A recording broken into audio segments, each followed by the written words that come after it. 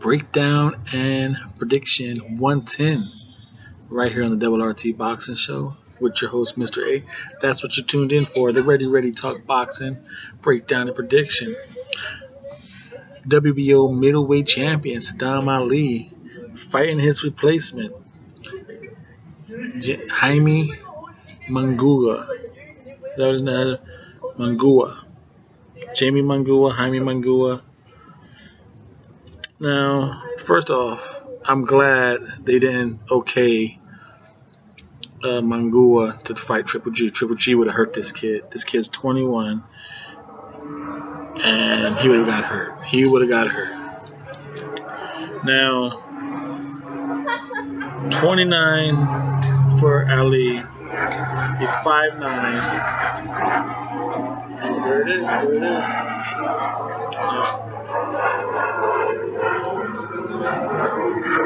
Ali is 5'9" with a 73-inch reach. Nothing. Munguia is like a mystery box. There's no information on him. He's 28-0 with 24 KOs. Ali is 26-1, 14 KOs. We know Ali is a boxer. He's the better boxer. Now, two orthodox fighters. How serious is Munguia's 24 knockouts? The opposition wasn't the greatest, but hey, when you're knocking out people, you're knocking out people. So it's hard to say that's like saying Wilder's power ain't real. He's knocking out people. So Munguia is knocking out people. 24 knockouts out of 28 wins.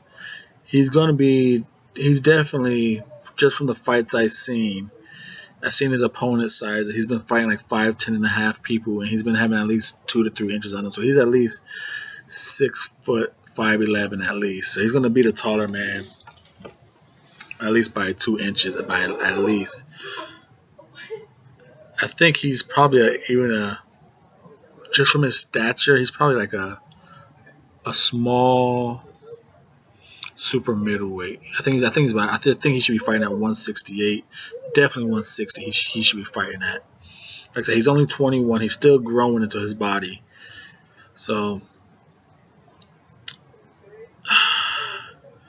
like I said, this is the replacement for Liam Smith, and I had Liam Smith beating Sadam Ali. But on this one, I have Sadam Ali winning, because as good as the power is, Jaime, he doesn't jab himself in. He relies on getting close and just. Now the dude has a hellified body game. His hooks to the body be dropping people. Like I said, is it the competition? Could be, but he be beating the shit out of people's bodies, and they be falling. So his left hook to the kidney, and his right to the liver, his body game is off the charts. If he misses his hooks, he swings all the way around and he's open to get picked off. But his left hook is nice and crisp. It's kind of short. He bends the elbow. He gets full leverage in it. So it's gonna be interesting to see. Do Ali choose to not be at the range so he gets that full power and try and fight inside? But then again, that's where he goes right into Munguia's bread and butter, that body game. And as good as Ali is as a boxer, he can't take this dude's body punches. He can't. He cannot take Jaime's body. Those hooks to the bodies, they'll drop just about anyone. If no one's going to take this dude's body game enough through a 12-round fight, you're not taking this dude's body game. You're going down at least once. Now, if Jaime is to pull off the upset, he's going to have to jab himself in. He can't just walk Ali down, because Ali is probably going to be fighting the same way he fought Cotto. Moving, stand in the ground just enough to score some points and then back off, not exchange too much. If he fights that was a perfect fight, why change that, especially with a guy who's a powerhouser, who doesn't cut off the ring, follows you around, move, make him reset his feet so he can't sit down and generate that power. So, like I said, how can Jaime win this fight? He has to double jab. Follow Ali as he's backing up.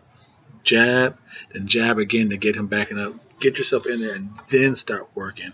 Jaime leads a lot with hooks, so he's easy to pick off. And I think that's how he's going to lose this fight. Not that Ali is going to hurt him. I think he's just going to get hit a lot, because he's not going to do nothing. He's just going to try and walk in and I think he's going to get picked off. So not only am I saying that Ali is going to win this fight, I'm going with a surprising late stoppage. I think Ali is just going to, due to the poor offensive attack by Jaime, I think he's going to rely too much on his power, get picked off, get accumulation of punches, and in late rounds he's going to get stopped. He's going to wear out, he's going to get tired, trying to chase Ali down, getting picked off. And I'm going with Ali by a late stoppage, maybe 10 or 11. Now, if Jaime does a double jab and starts jabbing himself in and working that body, we're going to have a serious fight, because I don't think Ali can handle this dude's body game. And if he works the body and has Ali in front of him and starts bringing that power hook shit in, it's going to be something seriously fun to watch. But I don't think he's going to. I think at this age, 21, he's 28-0, 24 knockouts. He's been knocking out a lot of people, in 3 rounds or less in his last 7 fights. I think one fight went 5 rounds. I watched them all. No one's as good as Ali. No one has the skills of Ali that he's fought in his last 5 fights, 6 fights even. Probably in his whole record, but in his little knockout run he's been having, no one moves around the ring like Ali. No one punches like Ali. No one has the weaponry, the intelligence to mix punches up like Ali. So Ali is going to give him something he's never seen before. And trying to chase that around with power shots, waiting for that power to land, I think he's just going to be getting picked off with clean shots by Ali. In and out, holding, slipping. Ali is going to light this fool up, I think. And like I said, if he doesn't win by a unanimous decision, if he doesn't win by a late round stoppage, he should win by unanimous decision. I got Sadam Ali, and you're still your WBO middleweight champion. Right here on the RT Boxing Show. I'm your host, Mr. A. Thank you for tuning in.